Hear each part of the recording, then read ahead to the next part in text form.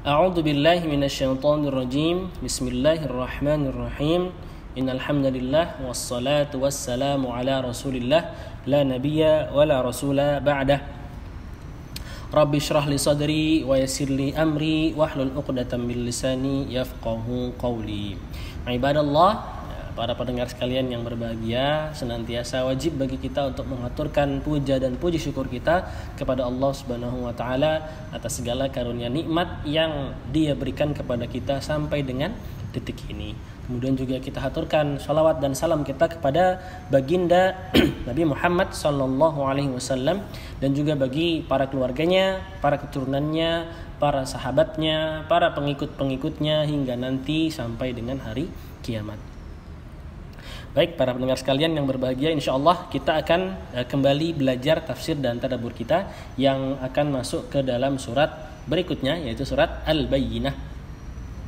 Jadi surat Al-Bayyinah ini, ya, kalau diterjemahkan dalam bahasa Indonesia artinya adalah penjelasan, gitu ya. Al-Bayyinah, penjelasan yang nyata atau bukti yang nyata. Jadi surat Al-Bayyinah ini tergolong daripada surat Al-Madaniyah yang diturunkan atau diwahyukan Allah Subhanahu wa taala kepada baginda kita Nabi Muhammad sallallahu alaihi wasallam dalam periode dakwah di Madinah.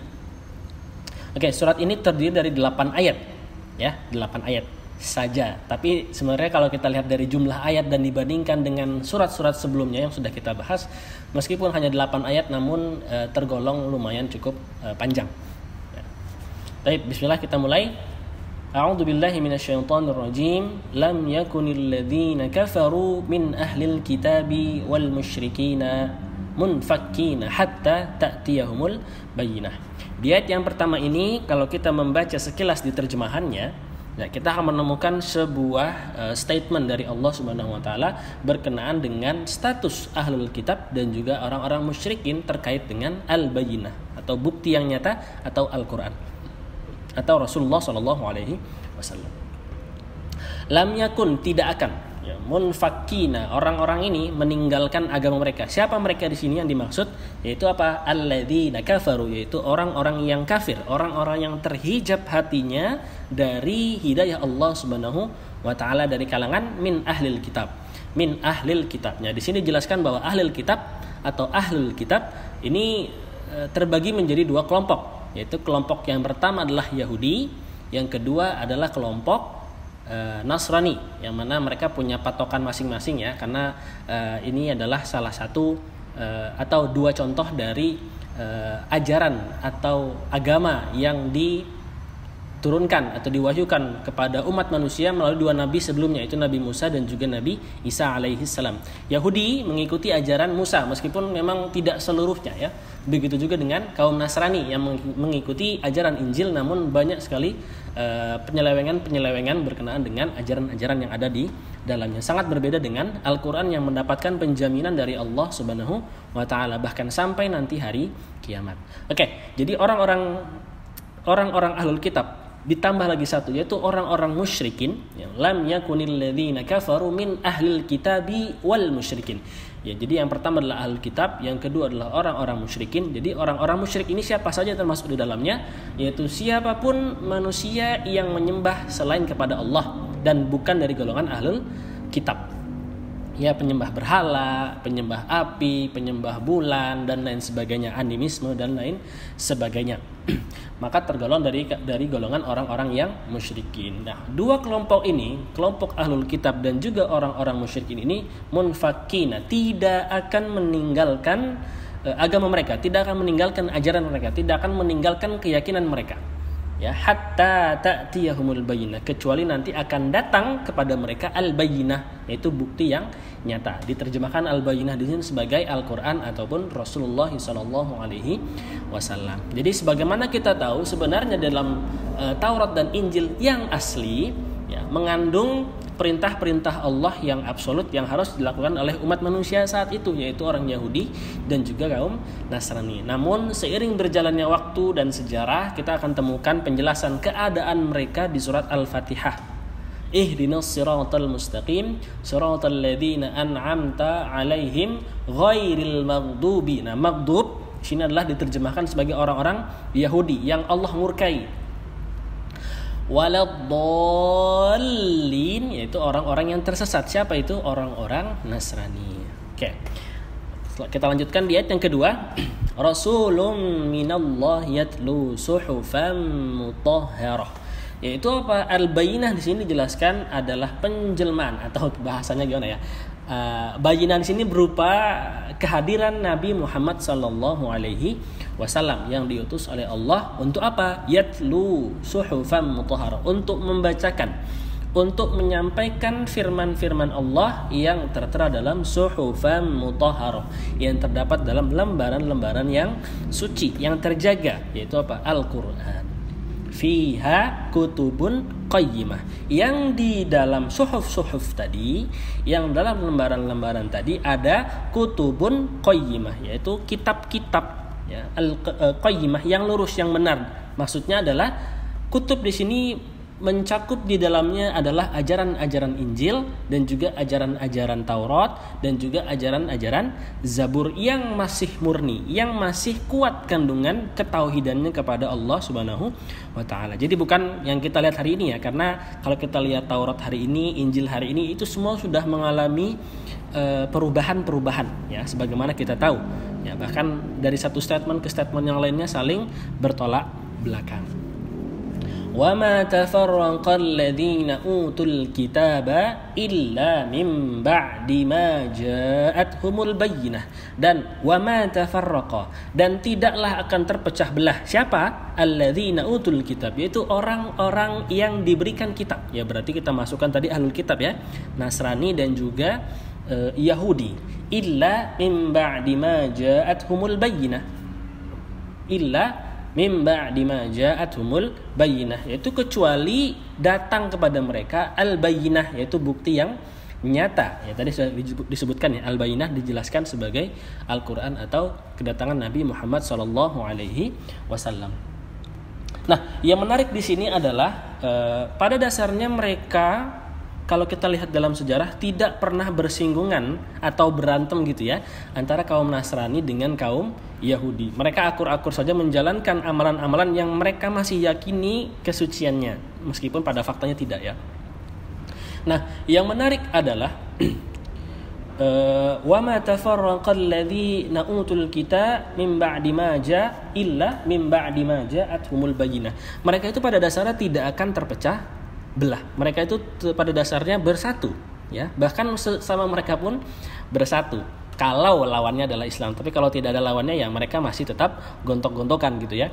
Nah, yang menarik di sini adalah ketika disebutkan wa ma tafarraqa, Allah juga menyebutkan sebagaimana dikutip dalam tafsir Ibnu Katsir Al-Qur'an Al-Azim, wala takunu kalladzina tafarraqu wakhtalafu min ba'di ma ja'athumul bayyinat. Jadi di sini dijelaskan bahwa dan janganlah kalian wahai orang-orang yang beriman menyerupai orang-orang yang berpecah belah dan saling berselisih pendapat setelah datang kepada mereka al-bayyinah, yaitu Al-Qur'an ataupun Rasulullah sallallahu alaihi wasallam. Jadi ketika kehadiran Nabi Muhammad sallallahu alaihi wasallam dengan membawa penjelasan-penjelasan yang segar, yang fresh, yang suci, yang tidak terkontaminasi oleh apapun, orang-orang Yahudi dan orang-orang Nasrani terpecah belah dalam menyikapi Al-Quran ini. Ada di antara mereka yang meyakini, sebab memang kalau lihat di Injil ataupun di Taurat, kita akan temukan bahwa dari dua kitab ini semuanya mencantumkan bahwa akan datang Nabi akhir zaman yang namanya adalah Ahmad. Ini kalau dalam Injil. Tapi kalau di Taurat tidak menyebutkan nama, melainkan disebutkan tanda-tanda gitu ya. Ada tanda-tanda. Nanti kita akan bahas mungkin di kesempatan yang lain. Atau kalau mungkin para pendengar sekalian sudah membaca kitabnya Imam Tirmidzi, Syama'il Al-Muhammadiyah, itu akan dijelaskan ciri-ciri fisik Nabi SAW yang ini juga tercerat dalam Taurat. Nah, berikutnya apa? Nah, setelah datang wahyu, setelah datang Al-Quran, setelah datang penjelasan Nabi Muhammad SAW, baik secara fisik nabinya maupun dari apa yang disampaikan itu berupa Al-Quran, mereka berpecah. Ada yang berpecah lantaran mengikuti Islam atau masuk ke dalam Islam. Namun juga ada yang berpecah tidak mau mengikuti ya, karena tidak sesuai dengan, kalau orang Yahudi kita baca sejarahnya, mereka tidak mau nabi terakhir itu dari kalangan selain mereka.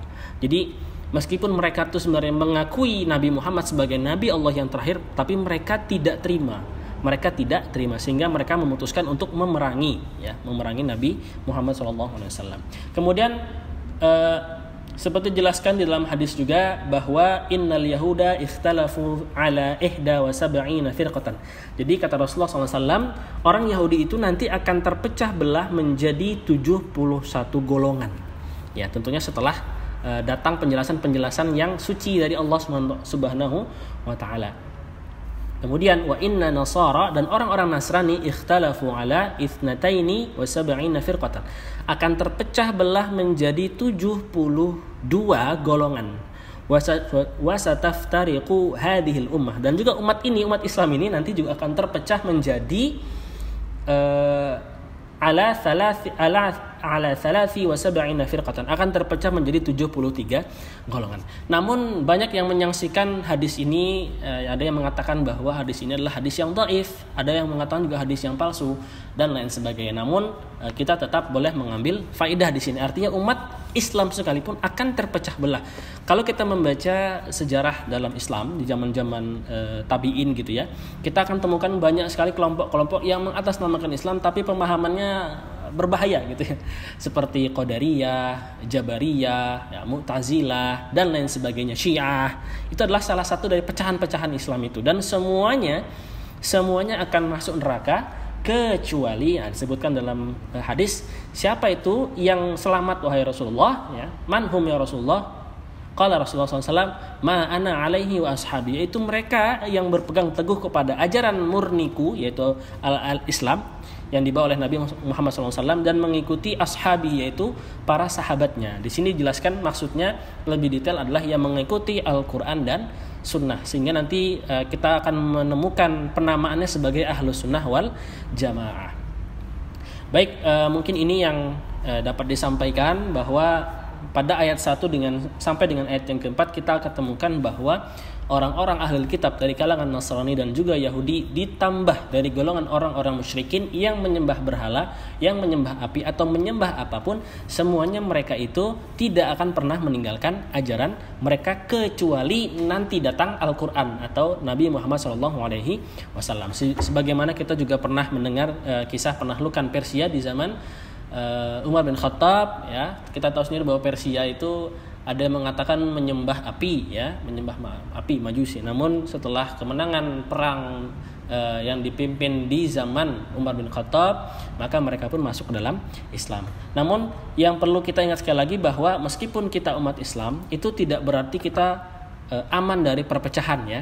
Aman dari perpecahan, sebab semua kelompok memiliki potensi untuk berpecah belah. Karena ya kita tahu sendiri, satu rujukan yaitu Al-Quran, yaitu Injil, yaitu Taurat atau Zabur, meskipun memiliki satu rujukan yang sama, namun interpretasi atau penerjemahannya masing-masing. Ada yang mengikuti ajaran nabinya, ada yang menyelewengkan ajaran nabinya, ada yang setengah-setengah mengikuti ajaran nabinya. Semuanya celaka kecuali satu kelompok, yaitu siapa? Orang yang mengikuti Nabi Muhammad SAW, berpegang teguh pada ajarannya dan mengikuti para sahabatnya. Karena kita tahu sendiri bahwa sahabat Nabi, zaman Nabi, sahabat Nabi dan zaman tabiin adalah sebaik-baiknya pengikut Nabi SAW. Wa khairul qarni thumma alladhi yalunahu thumma alladhi yalunahu.